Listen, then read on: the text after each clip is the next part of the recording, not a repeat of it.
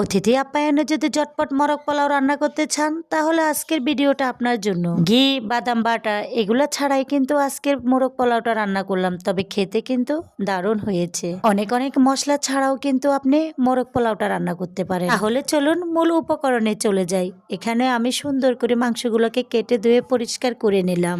এরপর আমি টিস্যু দিয়ে মুছে ভালোভাবে মাংসের যে পানি আছে পানিগুলোকে ছেঁকে নিলাম। এখন আমি মাংসের উপরে সামান্য পরিমাণ লবণ আর সামান্য পরিমাণ মরিচের গুঁড়া দিয়ে ভালোভাবে মেখে নেব। এখন আমি মাংসগুলোকে 15 থেকে 20 মিনিট রেস্টে রেখে দেব।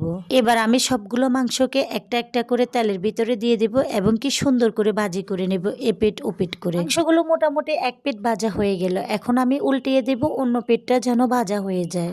মাংসগুলো কিন্তু বেশি একটা ভাজি করব না, বেশি ভাজি করলে মাংসটা খুবই শক্ত হয়ে যাবে রোস্টে, তাই আমি হালকা একটু ভাজি করে নেব।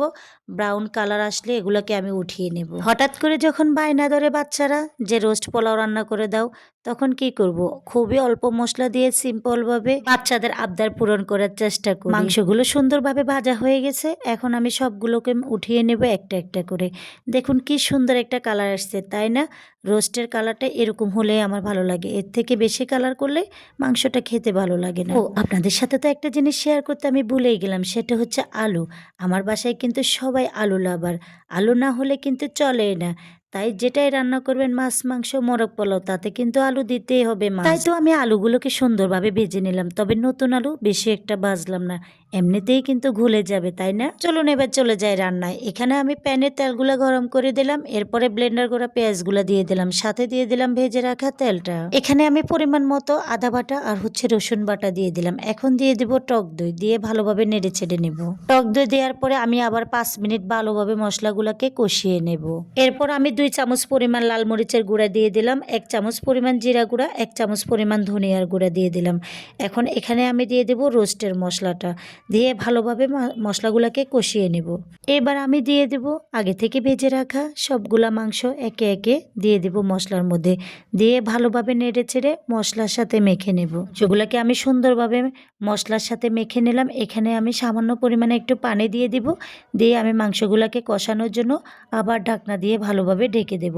এখানে আমি 3 থেকে 4টা কাঁচামরিচ দিয়ে দিলাম, সাথে দিয়ে দিলাম ভাজা আলুগুলো দিয়ে আমি ঢাকনা দিয়ে 10 থেকে 15 মিনিট ভালোভাবে কষিয়ে নেব। তাকে আমি ভালোভাবে কষিয়ে পরিমাণ মতো পানি দিয়ে দিলাম।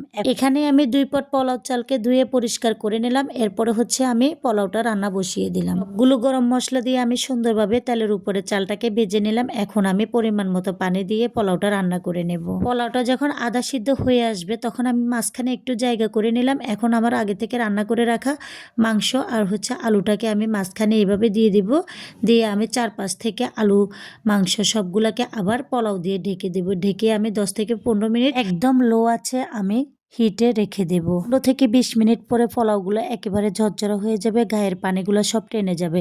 এখানে আমি হালকা একটু জর্দার কালার দিয়ে দিলাম, যেটা আমার বাচ্চা খুবই পছন্দ করে জর্দার কালারটা দিলে। ফাইনালি আমার রান্নাটা কিন্তু হয়ে গেছে। খুবই তাড়াহুড়া করে গরম গরম একটু সার্ভ করার চেষ্টা করলাম, যেহেতু বাচ্চারা খাওয়ার জন্য টেবিলে কিন্তু বসে অপেক্ষা করতেছে। তবে আমার ভিডিওটা যদি ভালো লাগে, আমার চ্যানেলটা কিন্তু সাবস্ক্রাইব করতে ভুলবেন না। আমার চ্যানেলটা সাবস্ক্রাইব করে পাশে থাকবেন।